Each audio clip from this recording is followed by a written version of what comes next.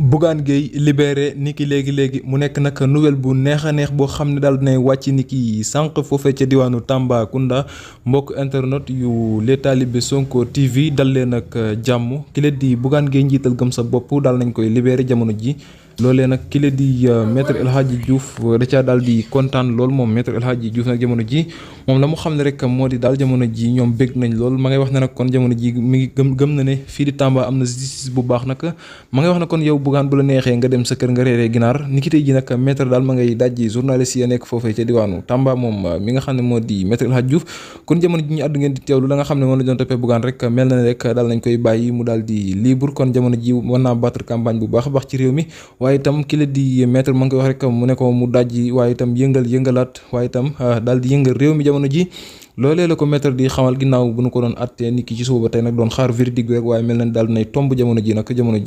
daal nañ koy bàyyi moom Bougane mu war a jóge ca diwaanu Tamba dem ñibbi ca Ndakaaru nag mu nekk nag nouvelle boo xam ne wàcc na ci kaw seen yi nga xam ne ñoo ko doon layal waaye itam rawat na ñi nga xam ne ñoom la bokkal coalition bi la nag rawatina intercoalition bi kon jàmm lañ koy daal di ñaanal moom Bougane ak kenn dulum jàmm di ko ñaanal yan bi woyof ci kawam jërëjëf